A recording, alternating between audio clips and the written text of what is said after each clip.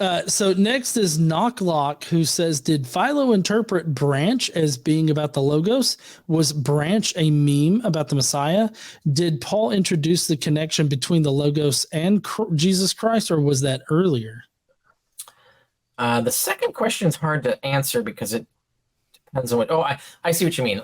Did like say Peter come up with this connection before Paul?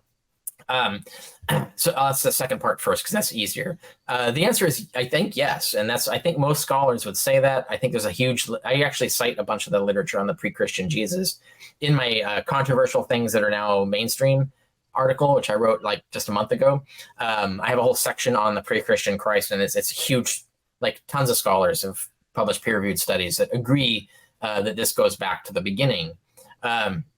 And you get a hint of it in the Philippians Creed, right? So Philippians Creed, most scholars agree, is pre-Pauline.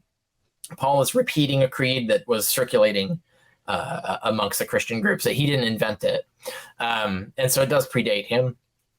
And that creed doesn't explicitly say Logos, like it doesn't say the Logos, but it very clearly tracks concepts of emanation theory of the supreme. So God's basically right-hand man, the two gods in heaven. The second God, which is God's emanation, is like a piece of God that walks out and does all this godly things like creation and things like that.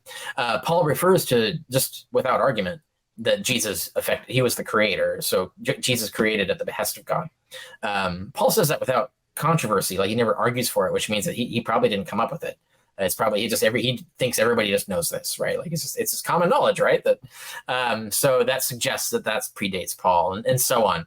And we know that the creator being that they're talking about in Jewish angelology was understood to be the Logos and various ways. And we know this from Paul.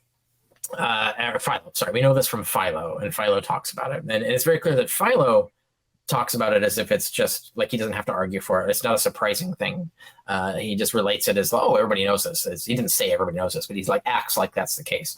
So he doesn't act like he's coming up with something new. And so that suggests that Philo's also reflecting existing Jewish angelology.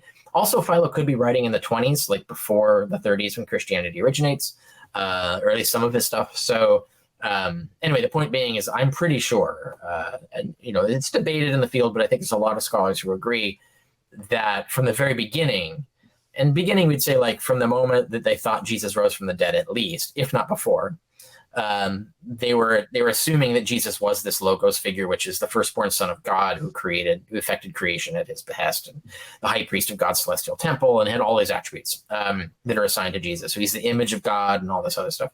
So yeah, I think that starts from Peter right out of the gate when the creed forms. I think that's already there. I don't think Paul came up with that.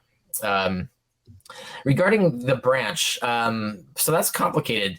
The word is ambiguous in both the Hebrew and the Greek, and the valences of the two words are different, but they overlap. And so this is a complicated question in terms of what did Philo think the word meant, literally.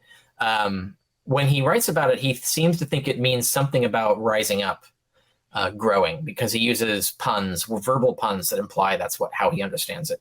And both branch and anatole, which means rising, both of those things have that same connotation. So like branch shoots out. It also refers to sprout. So sprout rises up. That's the same word in Hebrew. So rising up seems to be the valence that Philo is playing off of. There are other valences that can be drawn into that, and it's complicated.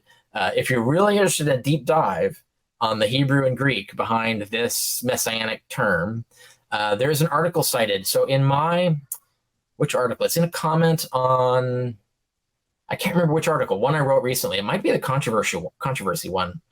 But somewhere on my blog in the last 4 or 5 or 6 articles, a commenter posted and said, hey, there's this article by this guy who does a peer-reviewed article on exploring the meaning of branch and anatole in the Hebrew and the Greek. And it's an article I hadn't seen before, and I went and checked it out, and I read it, and it's fantastic. It's like probably the best article you'll ever read if you want the most thorough conceivable analysis of all the possible meanings of these words and how their multiple valences can wrap around and create a connotation of a Messiah. So if you're interested in that, you can go find that article if you can go hunt it down based on the really bad, vague information I gave you. But it's somewhere somewhere on my blog in the last like 2 months in comments.